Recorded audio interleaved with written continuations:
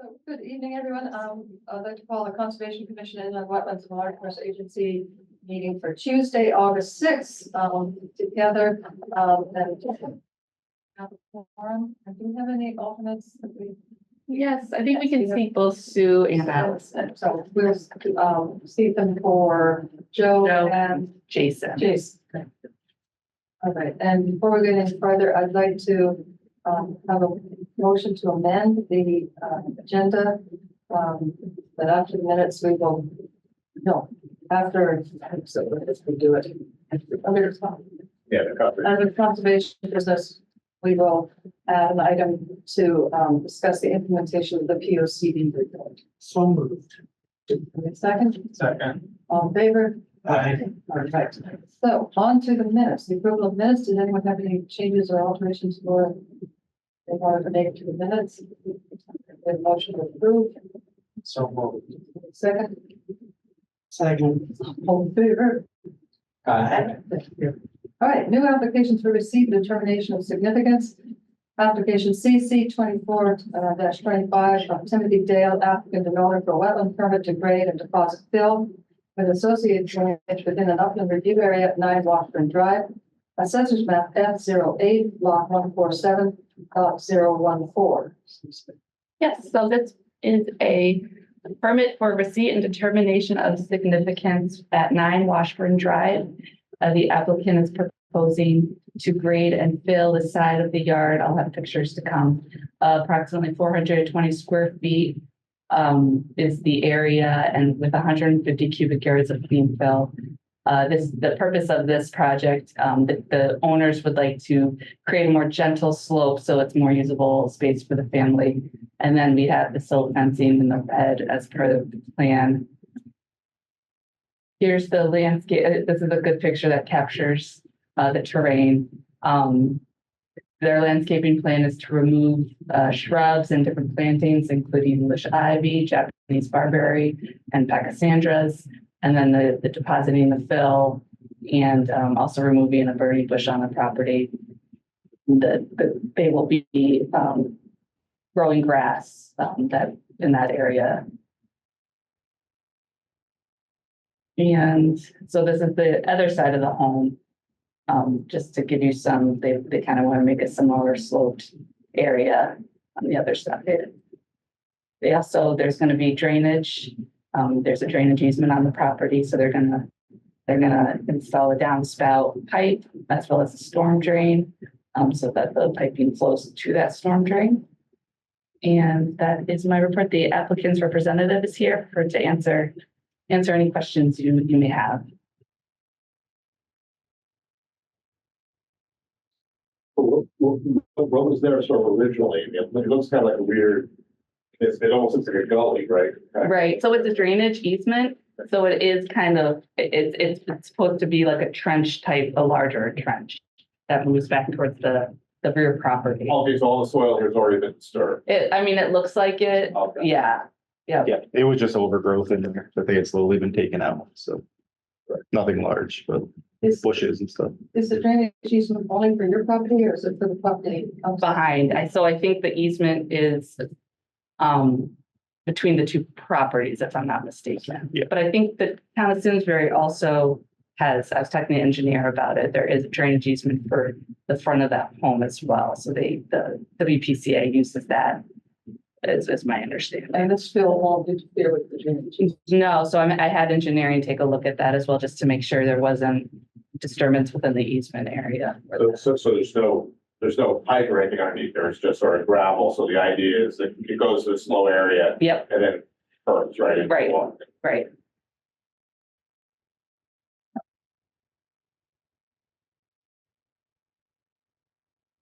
How lovely that the drainage bush would be gone. What's that? How lovely that the drainage bush would be gone. They're How everywhere. far aren't away is this area from where the review area is? So I'll get to that picture. Oops. Oh, I have it somewhere. I think it was around 50 feet to the upland review area. Thought I put it down there, but so it's hard to see, but that yellow line is the wetland soil boundary. And I had a better picture of it. So the closest distance would be, if I remember correctly, about 50 feet from that soil area. How steep is the grade? Do you know? I'm sorry. Do you mean the actual slope? Yeah, that goes from here back to where. Right now, it's about a 10-foot drop on that embankment right there. Yeah, about that.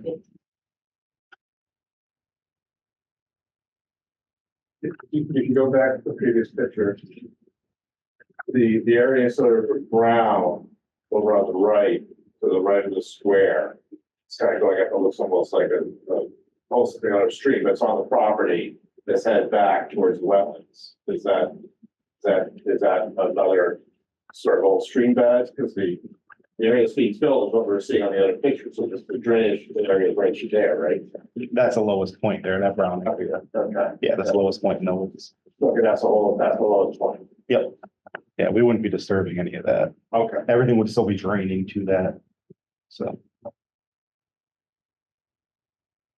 Outside of the bushes, is there a tree or the wall? no. Like that pine tree staying. We'd be grading right up to that, so. What's that big oblong thing in the back? That is a, it's a water course. I can't remember. I mean, is that like a little pond or something? I believe it's a pond. Right? Is there, do you, I didn't hike back there, It so could I be. can't tell you Oh, what it okay. is exactly. okay. Yeah, it's like. I think the owner said that there is a pond. It might be intermittent, but You probably have 400 feet before we get to that. But there's wetland soils there that are covered with grass. right. Good. Well, hold on a second, there's wetland soils around where the drainage area is, but it sounds looks like the drainage area has already been disturbed. Yeah, no, I'm looking at the yellow line that's running behind the house, it says wetland soil boundaries. Right. There's lawn. When was this out there? I think it was probably 80s, 70s, 80s, somewhere in there. Just guessing. I'd have to take a look at that.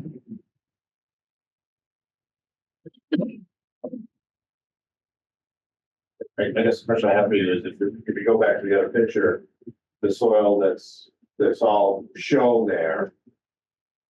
That's currently the perking area, right, for all this stuff, it comes into that sort of low area that's designed to go straight down. So you're not worried about burying those soils, are you? No, it doesn't look like all the wetland soil. It looks like this is a house that was built prior to that. No, I don't know if it's built prior to it, but this isn't the wetland soils. What we're looking at now is not the wetland soils, it's the upland review. Right, there's no, the application is not to fill any wetland. Right. It's just upland review. The upland review area, yes, I'm just looking at the wetland soils which are under grass. right. Yeah. Yeah, yes, there's a water course also in that area. That's. Right. So are you planning on replanting? So they're looking to do plants up near the house. So across the front of the porch that they put on, and down the left-hand side there. So this side right here in the red circle will just be grass, pretty much matching the other side, the slope that we saw. You always like to recommend that when it's adjacent to a wetland, try to use native plants. I mean, we could look at doing something on that, the toe of the slope. Be interested. Or, any of the landscaping plants. Yes. So with this, is this whole area here that is designated as this drainage area, would that all be filled in, or this is just up until their property? So that pine tree basically straight out to the road is more so the area that would be filled, just to bring that slope more gentle down. Okay. Yep. Right, so everything's So- the right kind, not. Yeah, so we'd be disturbing some of that, ripping out the burnt bush and, but we'd have to replant that. We have to get in there, put silt fence Do in. you have water like actually physically close It to does, there? there's curbing there and stuff. Okay, So, yeah, so kind of like antiquated system. But when you guys get done with it, where will the water still flow from sort of the front of the house towards us? Or will now it start to flow towards back towards the wetland? Everything's gonna just keep coming this way, Okay, so- towards the front and down the side. Okay. Yeah, nothing's moving towards the back. Yeah, it might benefit to put some vegetation on the downward slope of it, just so that it doesn't erode away. Yeah, we can add some stuff in there. It's not a big deal.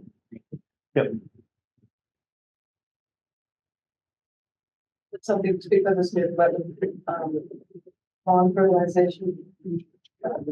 Right now, it would just be hydro seed. I don't know if he has plans on anything in the future. We can give them some information on Yes. soil testing and fertilization. Yep, so the owner will be here at the next, so right now we're determining significant, and then he'll be at the next meeting. Any other questions? Educated motion.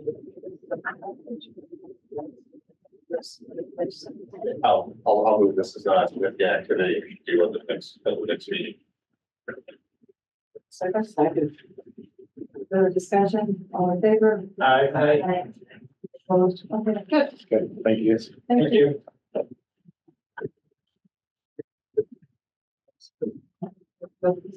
Hearing, so agent actions. Agent actions. So the first is for 65 Terry Plains Road. This is the replacement of a shed. A replacement of a shed location. It's a bit bigger than what was there, so hence the requirement for a permit. It's approximately 56 feet from the water course. It's a water course, so if you'll notice, the Farmington River, and then it's kind of like I don't know what you exactly call it, an offshoot from the Farmington River. But anyway, it's mapped, and so there'll be protection against that as well.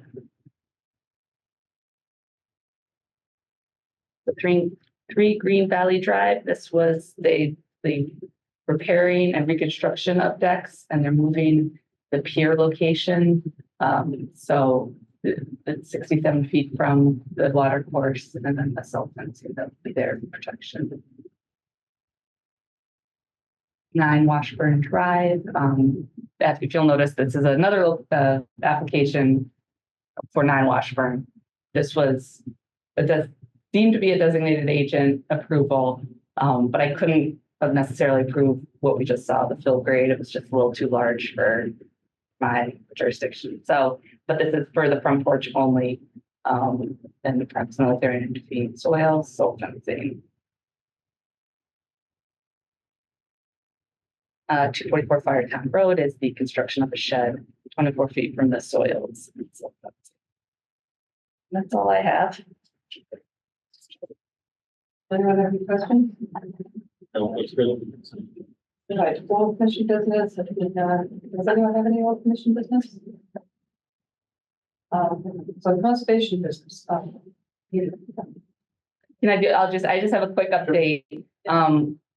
As you may or may not know, our office is undergoing a tariff bill planning study, neighborhood planning study. This was mentioned in the POCD. There were a few different villages in Simsbury that we're going to focus on. Tariffville is going to be our first. So I just wanted to provide you guys an update so that you're aware. There's going to be a survey coming out as well. But July 23rd was like our kickoff day. We held stakeholder meetings we're working with a consultant, SLR, on the plan. So we met with the Tariffville Village Association, members of them, as well as environmental stakeholders. Sue Rieger from Lower Farmington, never say the whole name, Scenic and Wild and Scenic, yes. Federally designated. Federally designated. And then the Farmington Valley Watershed.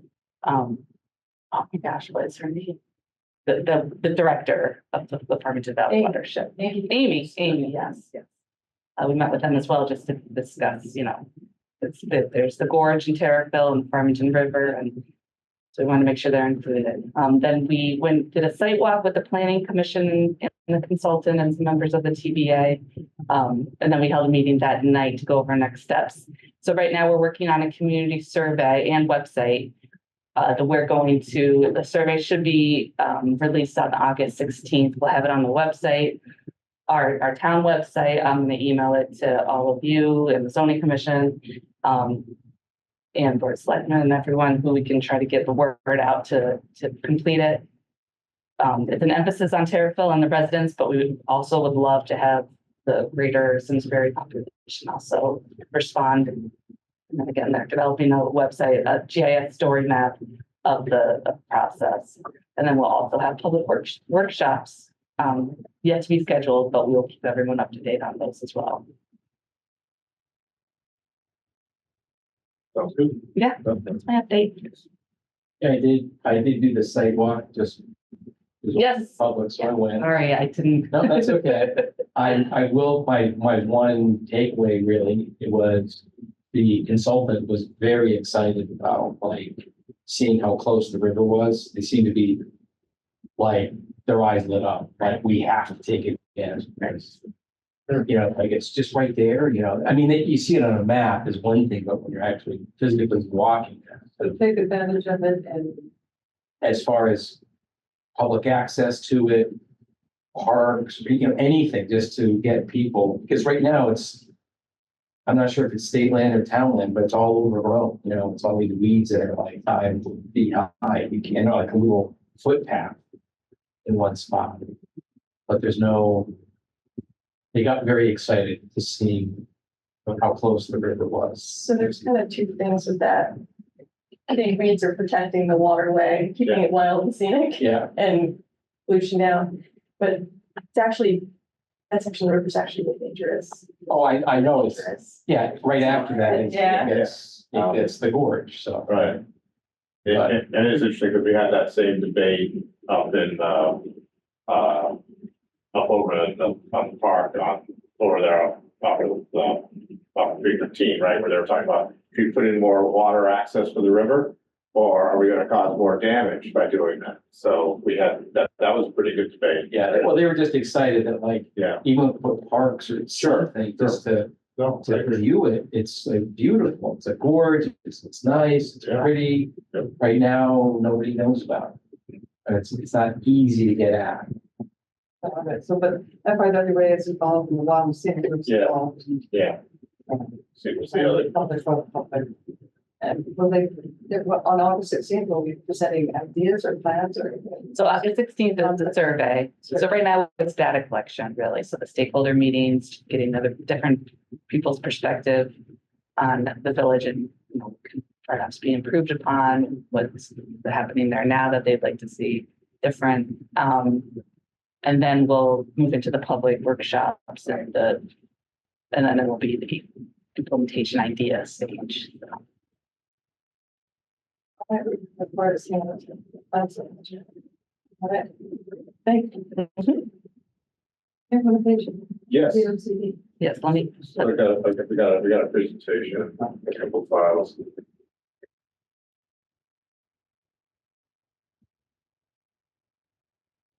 So on June 25th, we had the first committee meeting of this implementation coordination meeting. And so we didn't really do anything other than say our plan is to start to prioritize. So basically get the committees together and start to prioritize some of the items. So, you know, the meeting goals were up here on the left. Well, as it really, if you think about it, it's really an ideal way to do cross-committee communications. If you think about a lot of our committee communications now, in the old days, used to go up through a selectman that was appointed, go up and down. Or we have a lot of people that are dual committees, and so it goes this way. This is a much better way for us to sort of reach out to different committees. And even though we've only got a few items, there are a lot of other items that we're sort of supporting in other places. So it's really, it's nice because we got it kind of all jammed up, and we can sort of look at them. But we can also look at the other places our tasks, you know, can relate to. So there's a stack that kind of got inserted after the POCD, which is sort of the red items that were in there. But as you look at it, you can start to see a lot of synergy with what we're trying to do. So I really think this is a great area. And I think if we sort of stay on top of it, we can probably a lot of the debates we've been having, but like how we reach out, talk, we can use this to leverage that. There'll be 4 meetings a year, so basically each quarter. The next meeting, September 24th, and what they would like to see is some prioritization from us on our action items. And that's sort of what I plan to do about it. So there's really sort of, there's really sort of only 2 items here. One is there's an Excel spreadsheet, which means you can sort on it. And that is going to go into our committee, like all the commissioners can access that. Yeah, that's one of the ones I sent you, right? Yeah. Can we put it up? You don't bring it up right now. Okay. But there'll be that, there's a legend that will also be in there. But if you ever want to actually sort of see the list anytime, you can go to the Simsbury website there, that PDF. And of course, that's hard to sort, so you can sort of see all that. So those 3 things. So if you go to the next slide. So this is pretty funny. When we first got the spreadsheet, there were all these acronyms on the side. I had no idea what they were. So these are all the different committees and groups of people that are sort of working in this. So our name is CWC, but sort of the board, the planning board was represented there. I took all my notes off this one and copied it on. But we had about 4 other boards, I think, at the time that were at that first meeting. So if you go to the next slide. This is sort of what a table of entry looks like. I think copy worked great. This was one section, protect natural resources and enhance ecological health. And these, there's a bunch of stuff at the top. I sorted these by the committee. So continue to maintain and enhance surface water and groundwater quality. That's sort of what we do naturally. So anything that was in black is sort of ongoing. But the 2 things in red, undertake resource inventories and develop programs to control invasive species, were sort of action items that were sort of assigned to us that we're working about. So this is just an example entry. The things in black are things that were sort of known, red things are new. If you go to the next slide, there's like 8 of those big areas. So the spreadsheet goes across like 10 pages. And if you grab all of them and you sort them, these are all the ones that are CWCs. So nominally, we'd be doing a great job if we showed up on the 24th with an idea of how we were going to do the NDD database, what we're doing about the invasive species, and helping with the study of the town-owned spaces. And we could basically come back and say, we're going to prioritize them this way. We've already got some work going on, and we're going to give a report, and we're going to figure out how to interact with everybody else. This next meeting will be the first time that we really start to look at the overall pieces and say, where are people going? How do we interact? Last meeting was fairly short. We basically introduced ourselves. We decided we're going to come back with priorities, and we left it was like a half an hour meeting. So I do have if you want, you can bring up the Excel spreadsheet. You can see all these other things, but it's just a big long list of all the things that were in the POCD. All these different sections. So I see we've got native plants, I see the metamine, that's good, and then the invasive species. Yeah. I know it's not really in our field, but it's something we promoted, it's the dark sky. Yes. So as I look at this, what we should do is we should get through all this stuff really fast. And then figure out how to leverage the rest of it to do the things we want to do. The dark sky stuff, it's a great way to talk to planning and like the 2 or 3 commissions, the design commission, they're all going to be there. Yeah. They're all working on it. So you can just show up and start and instead of saying, oh, we got to go up and talk to these people, and 6 months later, we're Still waiting for them. Yeah. But we have also, it's a 2-pronged thing, because we also have open space.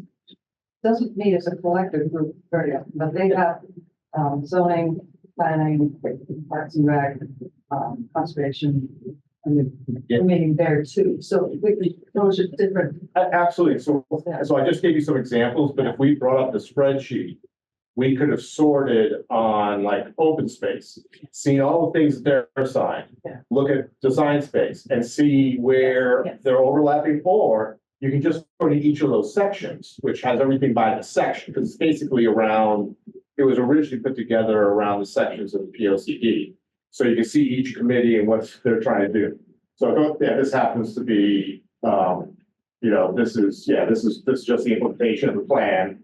We weren't in there, so you can see a bunch, so establish a plan implementation committee, first thing in red. Yeah. So now, next meeting, we're gonna be able to put like, well, we've had 2 meetings, so maybe we're 5% of the way there. And then this is what we want to protect, and there's a whole bunch of other sections. Good. And so you can see these, so like zoning is VC, I think. And OSC is open space, so, open space committee, so that's like preserve open space is the next one. So you can see what's going on here. So I guess the action item, we're gonna have a meeting in August. I wanted to do this right after it, but I missed the July 2nd meeting, so I was traveling. But I think what we should do is talk about how we want to prioritize and what we're gonna say to everybody on the next meeting, so that or we have 2 more meetings, I guess, beforehand. And then I can go back fully on and, I say what we're doing and set the example. So when is the next P O C D meeting? It's like the 27th, I think. I had it on. Okay. Yeah. I looked it up.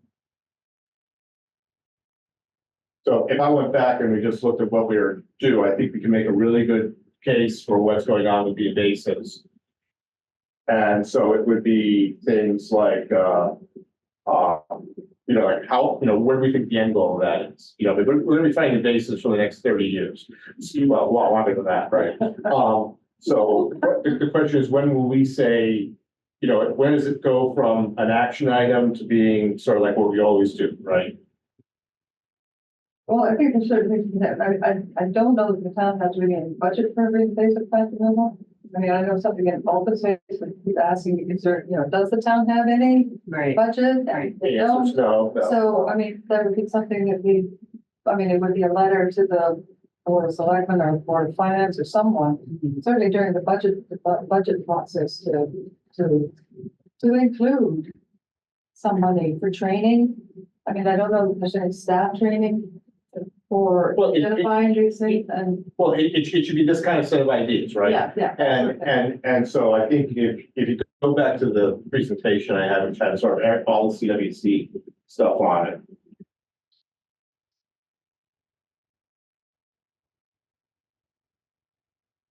Yeah, so if you look at this, there's sort of 3 items.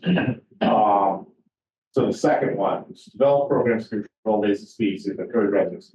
So that one, we've definitely developed, a coordinated thing with Simsbury Land Trust, and the mailing went out, and you've got sort of those remedial days where people are learning about it. So the question in my mind is, can we say that that's ongoing with a partnership of Simsbury Land Trust, and what would the next steps be? Could we might be able to say that one's like already done, Well, it started. Yeah. It started. Right, well, the programs have started, the programs are in place. The Simsbury Land Trust has been having a basic plant removal days.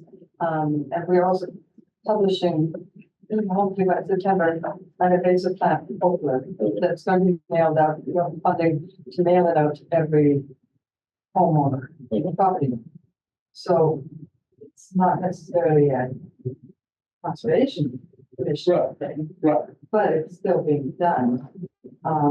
right, but in The town doesn't give us any money for it, but, it's still part of the education process. And I don't know if the town would be interested in printing more of them. Right. So that they could, they could also distribute them, because we need to be distributing these sorts of things to every application. that Right. comes forward. Right.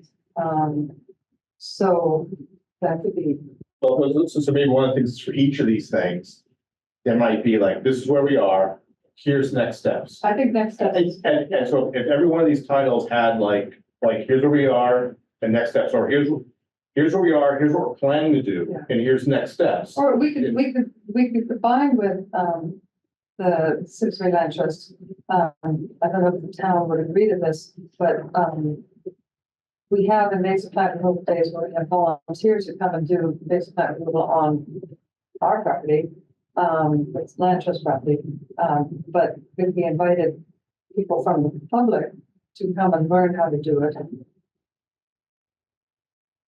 That, you know, we could also do a day over at Simsbury Farm and have people come and do it. Right. I don't see why I couldn't bring that up to the people who. Or that stuff that's right out here in the park. I don't know if they took that out yet, but, I think they took out the burning bush. They did. They did. but the rationale, Wasn't a good look for us. This might be a silly question I've only lived in here and a half, but does the town have any kind of management plan for invasive plants on town properties? So what I'm told, they're not written policies, but there are, they know they know certain types of invasive species and how to get rid of them and how not to spread them. I think that's mostly for the Japanese knotweed. Right. It's not expensive for, That's but like the hardest to get rid of, so I'm fascinated that that's the only one they know. Yeah. But it's like the land trust, as integral as it is for the community, probably only has a small slice of the large portion of residents here has their attention and of the active members of the land trust. How many of them are actually physically coming to the invasive workshops? 15, No, 20? very few. Yeah. Very few, but the idea is we've got to, the more people we train to identify that they will go out, you know. Sure. So, But again, you know, I've done it for the land trust, and, you know, if we had the town promoting a, you know, kind of learn how to get rid of these things, and we could do an active, removal day on Simsbury Farms. But I think, I think I that think the the answer. town, I think, we could take it from a new perspective, land trust is already deep into it with their elbows, working on it from one angle. But I think that it would be very effective if the town were to set a standard, like first developing a regulation or some kind of mandate that on town properties, they will proactively work towards remediating these plants. So they set an example for people in town. Well, there's And certain, then once they can say, we do this, then they can start spreading the word out to others. I know you Open know? Space has been talking about, identifying a spot. One of the spots I would like to see is Onion Mountain. Yeah. All of the burning bushes on Onion Mountain. It's a very visible site. You can up and down there. And it'd be a great place to put a sign.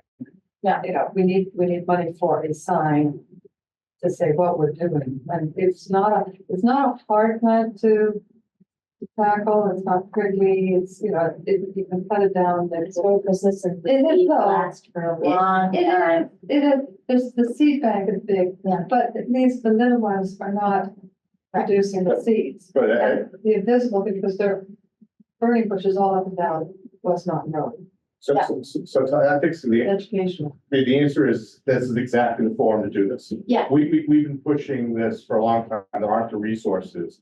So it's like, you know, if we were to go back and say, as we're talking about invasive management, and some back said, yeah, and we prioritize this, you have these successes, but this is what we really think we should be doing next. Yeah, This is the place to get sort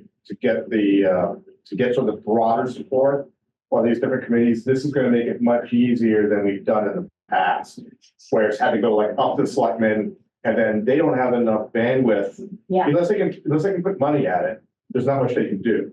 And it has to come back to the committees, and there is no money for this. So we have to get very creative in how we do it, but this is the right place to do it. Yeah. I think everybody here wants to see some sort of example of how we do it without requiring a lot of resources. I mean, adding flora and fauna to the NDDB database is easy and very quickly protects things on a state level.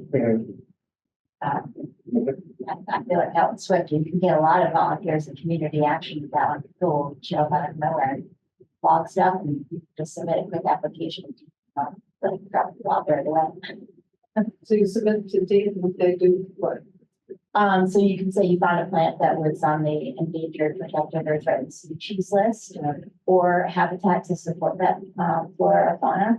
And they'll usually either send a representative out or agree with your application, and then they put, they basically go to a lot over the location and protect it. So it goes beyond your local municipality, for any kind of building or development, they have to get state approval as well.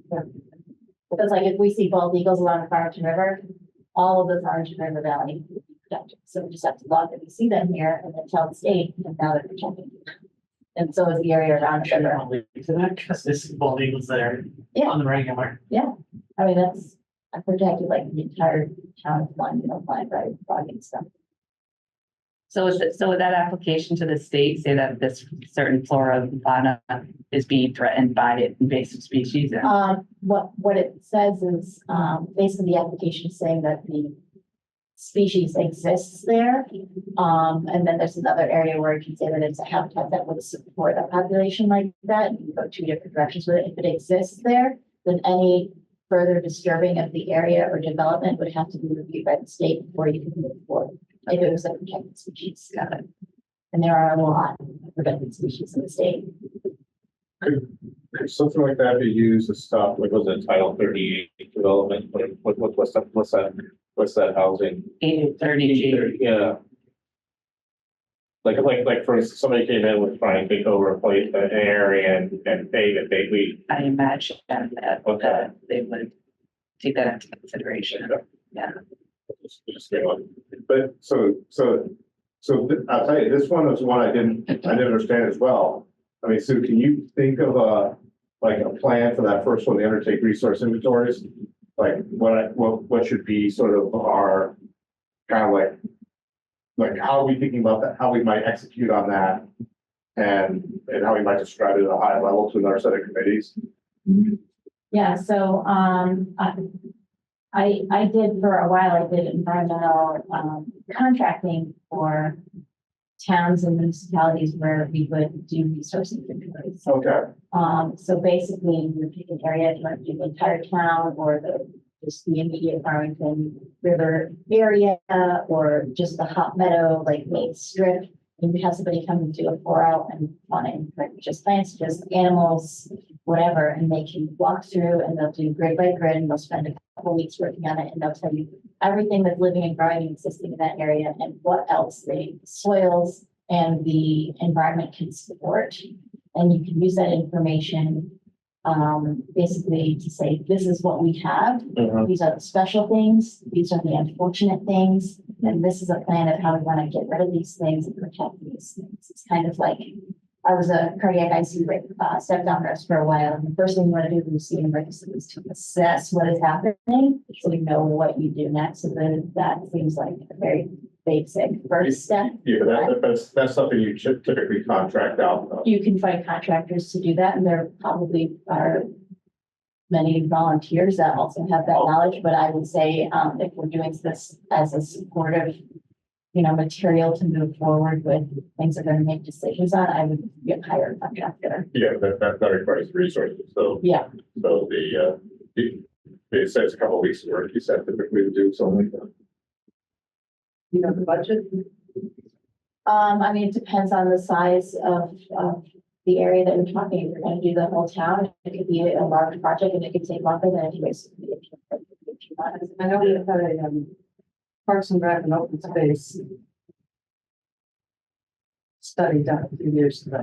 And it was the hope that when we have the open space, the person who would be hired would identify various areas where we had problems with waste ground.